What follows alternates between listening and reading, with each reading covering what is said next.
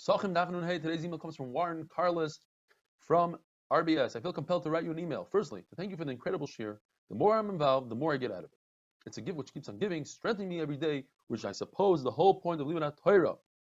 My bracha to you is that Hashem continues giving you strength, health, and enthusiasm to continue giving the incredible share till 120, and he goes on. Warren, aka God Carlos. Thank you, Warren. In our Mishnah, we learned that Reb Shimon Gamliel holds on Tisha B'Av, everyone should act like a Talmid Chacham, refrain from doing malacha, don't go to work, concentrate on Churban HaBayis. Reb Shimon Gamliel is not concerned that people are going to say, "Oh, look at this Balgaiva, he thinks he's a Talmid Chacham." On the other hand, Rabbanan say, you shouldn't refrain. People are going to say you're Balgaiva.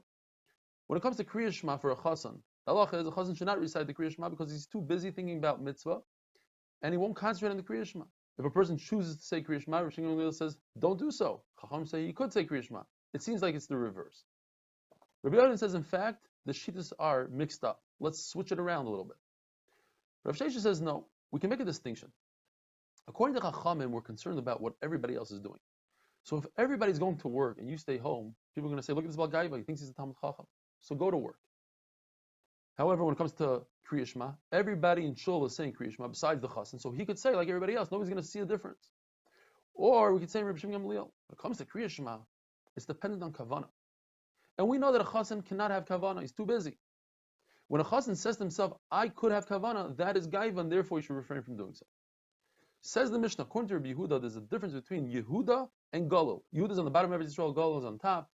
In Yehuda, they did Malacha on Erev Pesach until Chatzos. In Galil, they did not. During the day, it's also, according to Meir, it's all dependent on the minhag hamakom. This is halacha. If a person is weeding out the weeds in his field and by mistake he grabs a piece of wheat, so he has a piece of wheat in his hand.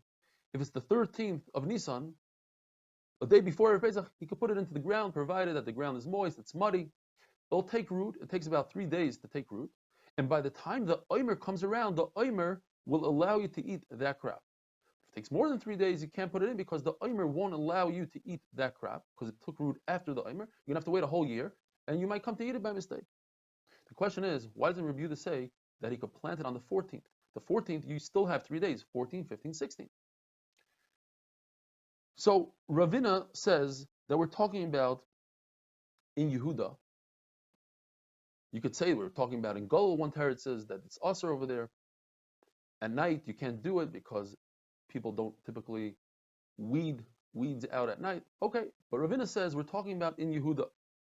If you want to use 3 days, the 14th, 15th, and 16th, what happens is you're using part of the 14th because you didn't plant it exactly in the beginning of the 14th. So you have to come on to the concept mixes hayom kikula. The 16th, you bring the omer before chatzos, so you don't have a full day on the 16th as well. So you have 2 days. They have to use the concept mixes hayom kikula. That's not something we do when it comes to a physical thing of taking root. Taking root takes 3 days. So to use 2 halachas that tell us that partial day is a full day, that we don't do. The 14th, as we mentioned before, the 14th, Lel Arba'as, according to Bishami, is also do malacha. According to Bisil, it's mutter to do all the way until Nitzachama. The Mishnah tells us, according to Rameir, if a person started a project before the 14th, he's permitted to complete the project on the 14th. And the Gemara explains, according to the Braisa, that even in a place that the minhag was to do malacha, Erev Pesach, you're only permitted to do such malacha that you're finishing it off. The project started earlier, and provided that it's for Yantiv. But if you don't have those 2 conditions, you started on Erev, or you don't need it for Yantiv, you cannot do the malacha. Chachamim say any malacha that you could do during Chol Hamoed for whatever reason, then the professional could do that same malacha Erev Yantiv until Chatzos. So for instance, since an individual could sew his clothing on Chol Hamoed, so a professional tailor could work all the way to Chatzos. Since a person who comes from out of the country could get a haircut or get his laundry done if he comes out of jail, so too a professional barber and a launderer can do so all the way until Chatzos.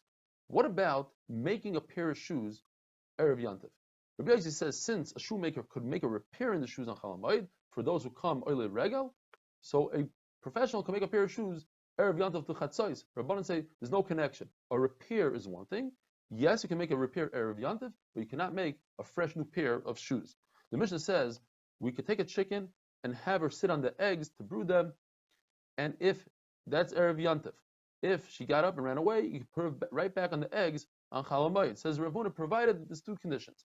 First of all, she sat on the eggs for 3 days. Now the egg is worthless unless you bring her back. Nobody's going to eat such an egg. The other thing is, she didn't run away for more than 3 days. Because once she runs away for 3 days, she's not going to remain on those eggs. Reb Ami says that even if she didn't sit on the eggs for 3 days, you could bring her back to the eggs because he's concerned for a minor loss. If the chicken sitting on the eggs died, you can replace it with another chicken. In the barn, there's a lot of waste, and that waste is muktzah. But you're permitted to take the waste, carry it, lift it up, bring it outside, bring it to the pile, Erev Yantif. On Chol Hamoed, you're only allowed to move it to the side. Rava says, if there's so much waste, it's impossible to maneuver within the barn, you're allowed to remove the waste completely on Chol Hamoed as well. Says the Mishnah finally, in the last halacha for today, you're permitted to go to the craftsman to pick up your jugs and different kalim, but there's a Mishnah in Moed Katan that says that you're not allowed to do so on Chol Hamoed. You're only allowed to do so on the 14th, on Erev Pesach, on Chol Hamoed. It's Tirchi Seir, it's too much work. Have a wonderful day.